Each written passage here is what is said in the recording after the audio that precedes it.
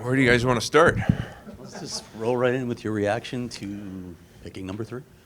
Well, I think as a GM, we're all competitors. We all wanted to pick at 1. But then you look at it, you got a 13% chance. So, I played the simulator a few times. I came to the conclusion that it was only a 13% chance of winning after playing it all day. So, we're excited about the fact that we're going to get a quality player, a top talent from the top of the draft order, and that's where you find impact players. So, as an organization, it's an exciting time, and not always is the best player found at the top. Mm-hmm. Yeah. I wanted to ask you about that because there's a pretty strong narrative out there with scouts, with executives, with analysts that top group of players is pretty tightly packed. So there's not a definitive number 1 maybe this year, maybe not even, there may be different orders for different people. Just curious what your view of the top of the draft is. Well, I think that Shane Wright's been there the whole time, He's been the anointed guy. So I think, people have always looked at, is there somebody that's coming, behind him and somebody that's close in that factor. And, I think it's, as a scouting staff, you have to go out and search for that. It'll be interesting to see what happens and where he lies. It is a competitive top 4, top 5 draft with the players up there. So it'll be interesting to see how the order falls. Just one more from me for now. Is it nice to just finally get this process going? You have 7 picks in the top 45 of the draft. This is what you were building towards. So is it nice to finally get this process going? It is. I think I was out scouting some games and with the scouts, and it's nice to be able to sit there and watch a game and say, like, hey, that guy would be nice to get in with those picks. And, you have the ability. I think the most frustrating thing you could ever imagine is being a scout with a great list and no picks. And I think our staff is excited. They want to make picks, and now they know where we lie in the draft order, and it's an exciting time for us. Nice to see it. You too. Is this thing on? Okay. What happens between today and the draft with the staff? Good question. There's a lot of preparation that goes into it. We have a lot of work ahead of us as far as there's still more evaluation. There's still playoffs going in. Some of the kids are actually going over and playing in the World Championship, so there's more scouting to be done.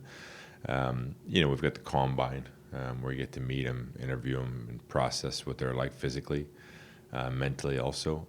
So that's an important time. And then we come back and have our meetings and really get to the point where you got to make decisions and you get the right draft order and you go to work. So there's a lot of work ahead, I guess. And roundabout way, I said there's still a lot of work to be done.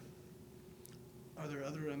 Position-wise, is it that clear cut as to who the top prospects are? Or, would you say?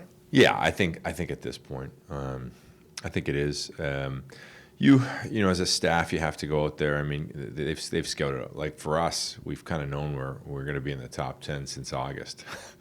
So our staff has been on it the whole time. So for us, I think for other staffs that didn't know, maybe through injuries of their team, they were surprised all of a sudden they moved up in the draft order.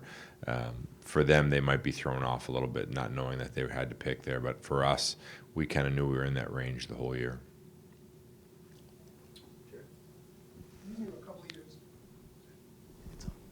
You knew a couple of years out you were going to be in this position, Bill. Can you talk about building the scouting staff that you have to get yourself in a position where you're going to be able to do something in a few weeks that you've been building for 2 years? Yeah. I've always had that in the back of my mind that if I had a chance to be a GM, I would really work on trying to construct the best staff possible. When I walked across the parking lot after doing this interview, I thought to myself, what makes me different than all the other GMs that have been here? And by the time I got to the other side of the parking lot, I said, well, I'm going to be the first one that has the best scouting staff. And I've tried to really work on finding it. We were lucky to find Daryl and Ryan, and also add in Alan Heppel and Larry Plow. So we've got a number of guys. Like I would give you the example of how deep our scouting staff is that we have 4 guys on our staff that have picked 1 before. So there's a tremendous amount of experience there. And along with myself, it's nice to be in that group. The only way you win a championship is to rebuild through the draft. The impact players, the majority of times, are found in the top 10. So you got to get down to business and make hay when you're picking there. And from the moment I've come in, and we've tried to emphasize that how important it is to draft well. And I think you've seen some products of like J.J. Moser already. We selected him last year. He's already an impact player for us. So if we can continue with those type of players into our system, it really helps the franchise. It moves it forward quickly. And you've worked hard to get to this point. Is there any way that you're not getting out of the draft with 7 players in the top 45? Is there any way you go in the other direction, or do you leave all avenues open? I leave all avenues open. You never know. It is interesting. There's a lot of deals that can be made with the amount of picks that we have, and so you never know whether it's taking a bad contract on to get another pick in the draft. That could be an option for us too. So we've got a lot of options. And Scouting includes people that are in the league, not just those that are to be drafted, those who have been drafted. Yes, correct. Yeah. Bill, you kind of led me into my question. In addition to all the picks that you have in the first 2 rounds, you also have cap space available to take on contracts. You also have a current player on your roster who's an asset that's coveted by just about every team in the National Hockey League. I mean, is it safe to say that perhaps this offseason is an altering one for your franchise that can really accelerate the rebuild with not only the picks but also the other elements?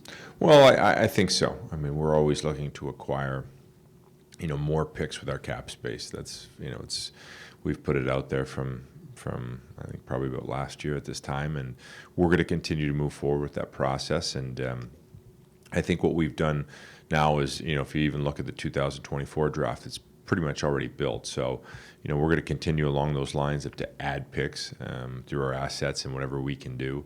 At the same time, sometimes you can run into some players like Richie that have found a home, the Dyson Mayos of the world, and so you can help move your organization just a little bit quicker if you can find some of those guys and keep acquiring picks. And you never know what can happen. If sometimes you can run into a situation where you get a 3rd rounder that becomes an impact player. So Jamie Benn to Parayko, Binnington. So. And then the other thing is, you talked about how that, there's the consensus obviously is Shane Wright, and there are some other top picks that you're interested in. Is it almost relieving a little bit of pressure that you didn't get number 1, so now you have the ability to do what you do best and pick the player that you think is the top and best fit for the Arizona Coyotes, not someone that everybody else wants you to pick? Yeah, I don't think we would have had any trouble if we were picking at 1. I think we have so much experience in the staff that it wouldn't. If you went against what they thought,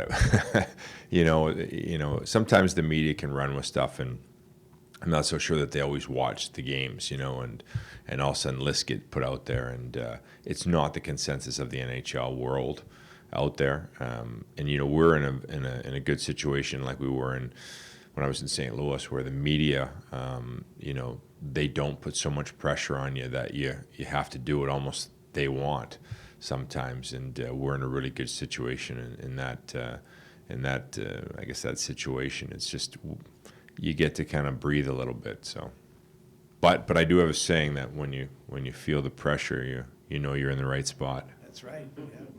All right, thanks. He wants to change that. Bill, do you think they're... Sorry to go back to Craig. I'm hoping that changes while I'm here. Bill, with COVID over the last couple of years and, the shutdown and the fact that there are a lot of players that are kind of going under the radar maybe, do you anticipate that to maybe mix things up in the draft? Do you expect surprises and, I don't want to say off-the-wall picks, but maybe picks that are a little bit out of the ordinary for teams? Well, when you get out there and you get scouting, COVID has played a significant role. And you see it more in the Ontario Hockey League because they missed a whole year of playing, and so that's a hard to make up a whole year that you your young kids didn't get a chance to play. So you can see it when you go through the leagues. COVID has had an impact on the players coming through, and there will be some guys that are truly really, really good players that might take a little bit longer to get going. Because of the COVID factor, because they didn't play. So that's always interesting, and it's something that you have to kind of filter in and put that in your, I guess, the way that you look at them and where you place them on your list. And at number 3, and even the picks lower in the first round, does where the player stands in his development factor in at all as to who you might favor one over the other? In other words, you might project one player quicker to get to the NHL, or are you playing the long game all the way? Well, it's an interesting question because it's like an age-old fight in the scout room. Do you take the guy that's already there strength-wise and maturity-wise, or do you take the guy that might not get there but might be better when he does? So I think that's something that you go through all the time. You can't just lean one way or the other. I think it comes down to, for my majority of time scouting, it comes down to what's inside the player's brain. Just that will to improve. It's probably the most important thing it's probably the hardest thing to find out what's really inside the player's heart. But if you can come to that determination, you can really get some great picks. But it's probably one of the hardest things to do. And we've had guys that show up to camp, back in my St. Louis days, where that they were embarrassing, like how bad they were. Just out of shape, overweight, just. The guy went on to play in the National Hockey League and was a great player with Samuel Blaze. It was a lesson learned, I think, through our staff that, it takes them a long time sometimes to get going, to be a pro, but they're still good players, and it takes projection to pick those guys.